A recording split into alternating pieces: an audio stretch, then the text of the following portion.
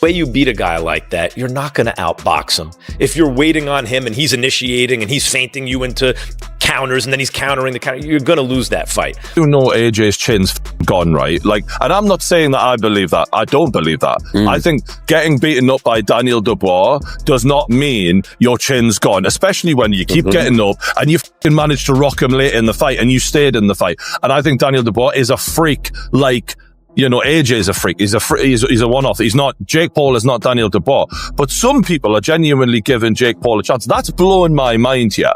Now, looking at the age difference, we've got 28 years old compared to 36 years old. So I guess the advantage there goes a little bit towards Jake Paul. 28-year-old is better than a 30. Max Kellerman recently shared his view on why he thinks Jake Paul could realistically defeat Anthony Joshua. He acknowledged Joshua's elite ability and championship background, but pointed out that time may finally be catching up with him. On the other side, Jake Paul enters the matchup with youth, stamina, and strong self-belief. Kellerman's take is that for Joshua to secure a victory, he would need to fight with urgency, staying busy, applying constant pressure, and matching Paul's energy from start to finish. And he's feinting you into counters and then he's countering the counter, you're going to lose that fight. Joshua has to impose his size, strength, youth, go to the body. He has to be willing to take certain risks. And if he doesn't... Kellerman says Jake Paul genuinely has a path to victory, even though plenty of people think he's stepping far outside his depth by facing a former heavyweight champion. He pointed out that Jake's mindset today is very different from when he first started. Jake has now been in multiple high-pressure situations, headlined major cards, and learned how to stay composed when everything is on the line. Because of that, Kellerman believes Jake won't be rattled at all going into this fight.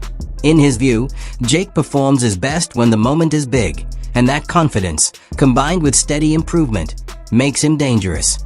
Kellerman even said Jake has a 100% chance in the sense that Jake is fully committed to his preparation, trusts his own development, and trusts his team. Meanwhile, other analysts have floated the idea that Joshua could be vulnerable.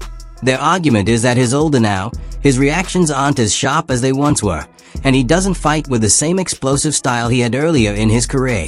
Because of that, some believe the matchup is not as one-sided as people assume. Experience that Jake has gained in the 5 years he's been in the sport. To be in your 12th or 13th fight in front of 80,000 people at AT&T Stadium in front of 125 million viewers, that's not experience you can gain normally. So he's going to go into that event very calm and very composed. And I fully believe that he does 100% think he's going to beat Anthony Joshua, yes. What about the weight? Will there be a limit for Joshua? So there's a lot of discussion around the weight. Joshua fought Usyk twice. Yeah. Both of those times, Usyk was 221 pounds. Joshua was 240 to 245. When Jake fought Mike Tyson last year, 227 pounds. I expect Jake will come in anywhere between 225 and 230, and Anthony Joshua has a weight limit of 245 pounds. There will be those, as you're aware, that will look at it and criticise this fight. There already have been, haven't there? They'll say it's a real mismatch. What would you say to them? Are we going to be watching sport at its purest?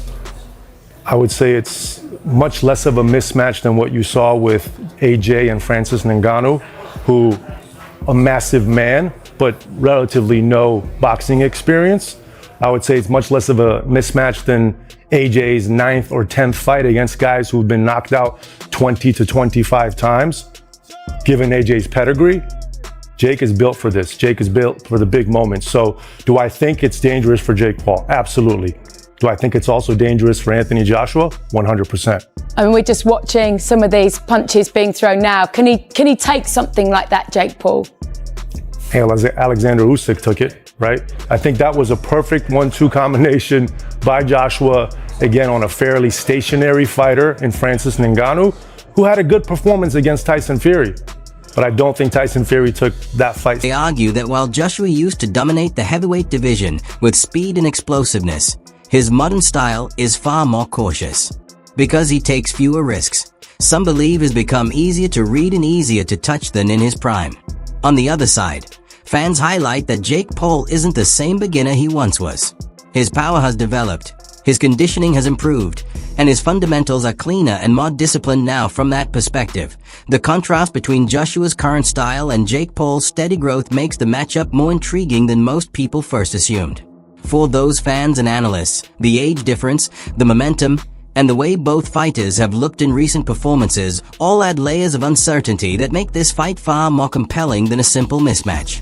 Incredibly well for Paul. He's not going to land on Joshua, is he? Joshua's going to be far too skilled in evading whatever Jake Paul could throw at him. Because I don't believe he's an evading fighter. I think he's one of those fighters that is extremely powerful to where a fighter is simply afraid. The problem is that all of the pressure's on Joshua at the moment. So Jake Paul, if he gets knocked out in 12 seconds, he should get knocked out.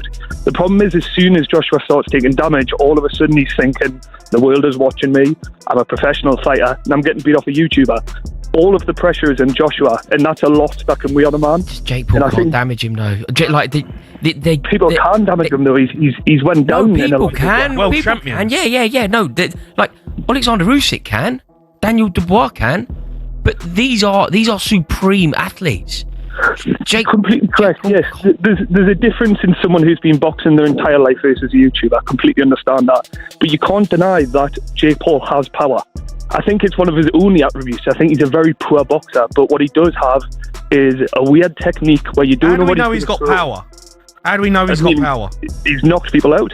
What Ben Askren and Tyron Woodley? Yeah. Tyron Woodley was like, arguably one of the best UFC fighters there's ever been. Like, no, mate. I'm not suggesting that. I'm not suggesting that he's going to go in there and walk Joshua all over. But you can't deny that he has lights out power. It's just something I would deny that. I would deny that he has that kind of power. Yeah, in an amateur boxing ring, yeah, fine. But not against a two-time world champion. We're talking about here. Again, I understand the contempt in what I'm saying, and I do see how it is completely stupid thinking YouTuber could break Anthony Joshua. But the thing is that he's going to be training for this fight. Joshua has all of the world looking at him thinking you should walk him over. If it gets 3 rounds inside, I think Joshua loses. Yeah. You think he gets beat?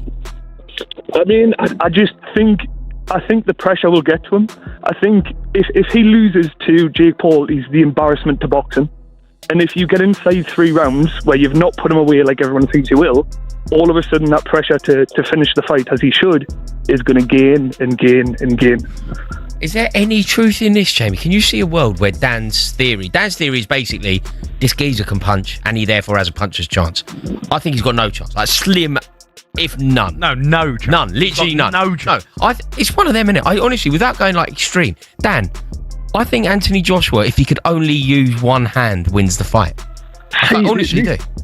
This is the thing, and I love Joshua. You know, he's arguably the pride of Britain when it comes to boxing. He's a great fighter. But could you say he's past his best? Could you say that he's been tested too many times? The thing that it relates to me is when you look at Silva in the UFC, as soon as he got knocked out, his chin became glass. And I think that's the same with Joshua. I don't think he can take a punch anymore. I think he's one of those people where it's almost he damages way too easy now. And it's one of those things where I think when you're a boxer and you've had a few defeats... Olympic boxer Tony Jeff offered another perspective on why Jake Paul deserves to be taken seriously in this matchup. He pointed out that Paul has access to virtually every advantage money can buy: top-level coaches, elite conditioning experts, sports psychologists, professional nutritionists, and high-quality sparring partners. With his financial resources, Jake can assemble an ideal training camp with no compromises. Jeff also noted that Paul understands the scale of this challenge and is likely preparing more intensely than ever before. Along with that, he emphasized Paul's age as a critical factor. In boxing, youth often brings major advantages: faster recovery, higher training capacity, and greater physical energy, all of which can make a significant difference on fight night. The age difference, we've got 28 years old compared to 36 years old. So I guess the advantage there goes a little bit towards Jake Paul. 28-year-old is better than a 36-year-old. But that being said, we've got talking about experience and everything else, what comes with being 36 years old at Anthony Joshua's level. And then, like I mentioned, the heavyweights kind of seem to prime a little bit older. They'll come down to the height and the weight. This is the big one. 6'1" versus 6'6". 200 pounds versus 250 £252. We got a £252 in Anthony Joshua. The reach advantage is a lot, which we would expect. Amateur fights, we can see that Jake's only had one, where AJ's had 43, but 43 of them are including at the highest level, Olympic level. And yes, he won the Olympic bloody gold medal, if I don't need to remind you. Then the pro record, Jake Paul has had 13 fights, lost 1. AJ has had 28 fights and he's lost 4 with 25 KOs. And the one person that Jake Paul lost to was Tommy Fury. Now, can we compare Tommy Fury with Anthony Joshua? Not at all. It's like night and day. So now I'm going to talk about the rules of this fight, and I'll give you my prediction, which is going to shock a lot of people after this. So, what are the rules? The bout will take place at a heavyweight, obviously. It's going to be 8 3-minute rounds. You might think, well, that's better for Jake Paul, and I'm thinking, not really. It's better for Anthony Joshua because he's just going to go all out for them 8 3-minute rounds. And imagine that. Anthony Joshua blasting at you, 6'6", whatever he is, 250 pounds, throwing big bombs at you. Anyway, both fighters will be using 10-ounce gloves for the duration of the contest. Why have they got that? It says both fighters will be wearing 10-ounce gloves for the duration of the contest. What do you expect? Them to take them off halfway through and switch them to 12s? But I guess these days, anything happens in boxing, right? The boys will follow similar rules to Jake Paul Mike Tyson in November, but that fight was 8 2-minute rounds and 14-ounce gloves. Not similar if it's smaller gloves and 2-minute rounds. Who wrote this for the zone? It marks the first time Joshua will have contested less than 10. At the same time, other commentators shifted the focus away from the fighters and toward the state of boxing itself. Their argument was that the sport helped create this scenario. Even with Anthony Joshua's resume as a world champion and Olympic gold medalist, the largest payday of his career reportedly came from a proposal involving Jake Paul. That alone shows how much attention, revenue, and media interest Paul now generates compared to many traditional contenders. Analysts believe that when a crossover bout can outpay a standard heavyweight title fight, it signals a major shift in how the sport operates. From that perspective, they argue it's unfair to criticize fighters for accepting the most lucrative opportunity available. There's also been growing talk that Joshua can no longer absorb punches the way he once did, especially after suffering knockout losses. However, one analyst pushed back on that idea, explaining that losing to an experienced heavyweight like Daniel doesn't automatically mean Jake Paul would defeat him. Joshua still possesses elite-level skill, immense power, and years of top-tier experience. According to this view, the narrative around his decline is being overstated, and with discipline and focus, Joshua remains fully capable of winning decisively.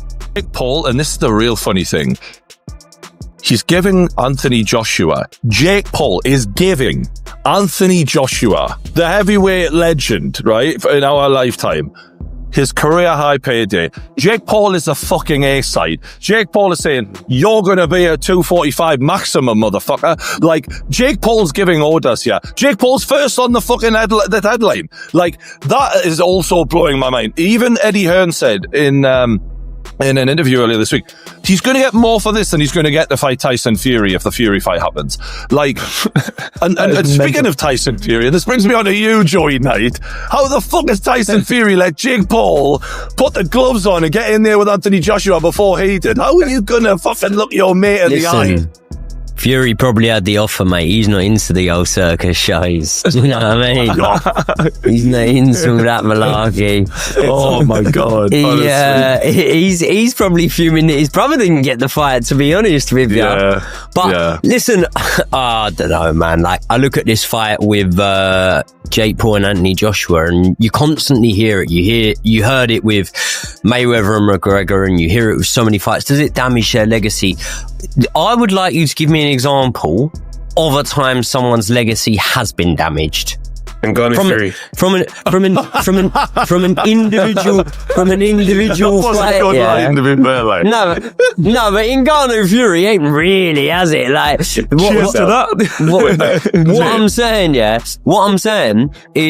what I'm saying is, I think that having fights over a prolonged period of time, like Roy Jones Jr., that can damage your legacy. But a one-off fight where realistically you're not going to take no damage. But then Anthony Yarde had a far more intense response. He cautioned Joshua against taking Jake Paul lightly and insisted that the fight should be treated with complete seriousness. Yarde pointed out that Paul is highly skilled at generating hype and drawing massive public attention. He knows how to turn a matchup into a worldwide spectacle. And that kind of spotlight can sometimes cause opponents to lose focus or become too relaxed. Yard warned that if Joshua enters the fight feeling overly comfortable, Jake Paul could exploit that mindset and surprise him when it matters most.